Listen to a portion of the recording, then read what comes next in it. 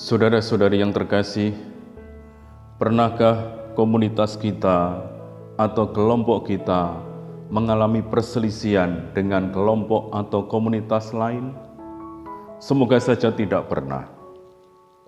Perselisihan dalam satu kelompok seringkali berakhir pada perpecahan ataupun permusuhan. Begitu pula waktu terjadi perselisihan dalam jemaat di Filipi. Paulus mengingatkan agar seluruh anggota jemaat untuk menjaga kesatuan. Baginya, jemaat adalah satu tubuh dengan Kristus sebagai kepalanya. Perpecahan dan permusuhan antar anggota jemaat jelas bertentangan dengan hal ini. Kesatuan merupakan salah satu ciri Kristianitas.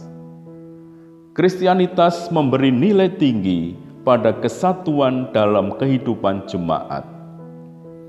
Yesus sendiri mengharapkan agar para murid-Nya menjadi satu sebagaimana Ia adalah satu dengan Bapa-Nya.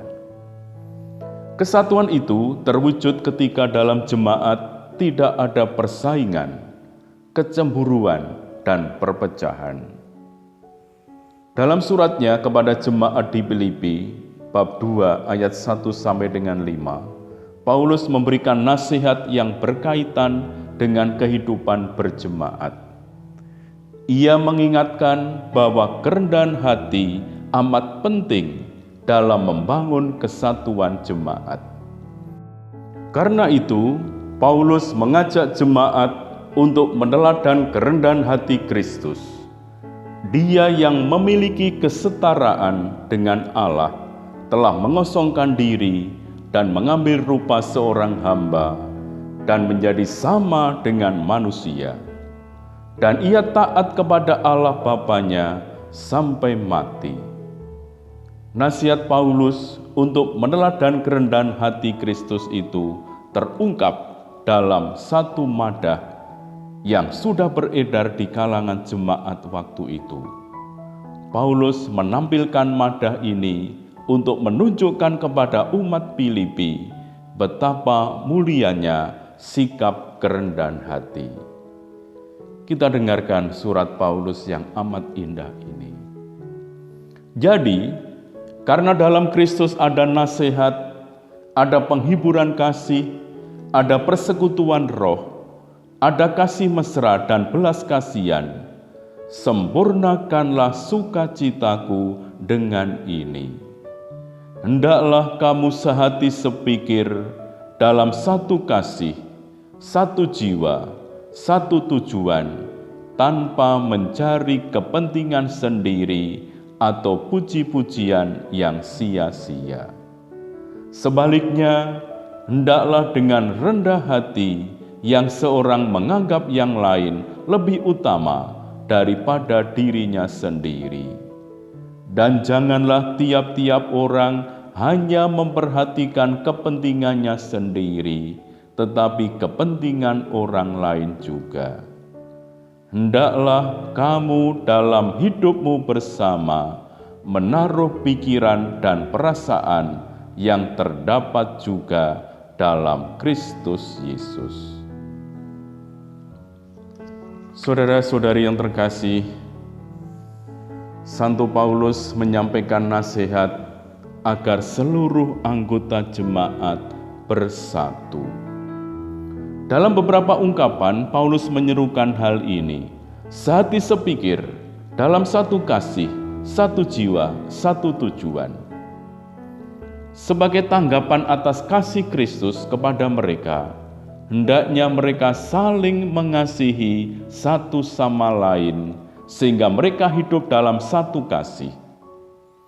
Jemaat diharapkan memiliki keharmonisan batiniah, yakni sehati sepikir, satu jiwa. Bukan hanya tampaknya saja rukun dan bersatu, tetapi hendaknya jemaat sungguh-sungguh satu. Dengan demikian, di hadapan Tuhan, mereka sungguh hidup harmonis sebagai satu jemaat. Jemaat juga dinasihati untuk memiliki satu tujuan. Jemaat telah menerima Injil yang diwartakan Paulus, dan ia mengharapkan agar hati dan pikiran mereka dijiwai oleh semangat Injil. Paulus juga menasihatkan agar jemaat mengarahkan hidupnya pada Injil yang telah mereka terima. Untuk menjaga kesatuan itu, Paulus mengingatkan agar para anggota jemaat tidak mencari kepentingan sendiri atau puji-pujian.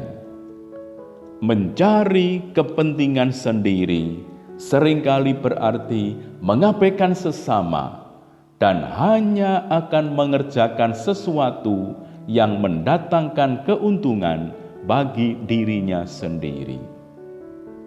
Dasar baginya untuk berbuat atau tidak berbuat adalah keuntungan yang dapat ia ambil atau pujian yang akan diterimanya, dan bukan kebaikan bersama atau tujuan yang dikehendaki oleh keseluruhan jemaat. Orang yang melakukan sesuatu hanya untuk mendapatkan pujian, menurut Yesus sudah mendapatkan upahnya, yakni pujian yang ia harapkan itu. Sebaliknya, setiap anggota jemaat perlu dengan rendah hati menganggap yang lain lebih utama dari dirinya sendiri, seperti Kristus. Tanpa kerendahan hati, tidak ada kesatuan. Hanya bila orang memiliki kerendahan hati, ia dapat menganggap orang lain lebih utama dari dirinya sendiri dan rela melayani sesama. Sikap kerendahan hati bertolak belakang dengan sikap saling menjatuhkan, sikap mementingkan diri sendiri, keinginan untuk dipuji dan dihargai, dan sebagainya, yang hanya akan memicu perselisihan dan perpecahan. Saudara-saudari yang terkasih, Allah yang menjadi manusia, menjadikan dirinya dapat dilihat dan dikenal oleh manusia. Karena telah menjadi manusia, Allah dalam diri Kristus memberikan teladan hidup yang nyata. Teladan yang ia berikan bukanlah hal yang mustahil untuk dilakukan, karena ia yang telah menjalani hidup sebagai manusia mengetahui kemampuan dan kekurangan manusia. Bersikap rendah hati merupakan salah satu bentuk konkret penghayatan hidup sebagai pengikut Kristus. Bagi banyak orang, kerendahan hati adalah suatu hal yang amat sulit. Rendah hati bagi banyak orang berarti kehilangan kehormatan. Orang tidak mengakui kehebatan dan kemampuannya, merasa dipandang rendah dan sebagainya. Tetapi Paulus mengingatkan bahwa kerendahan hati adalah suatu sikap yang mulia karena Kristus sendiri mengambil sikap itu.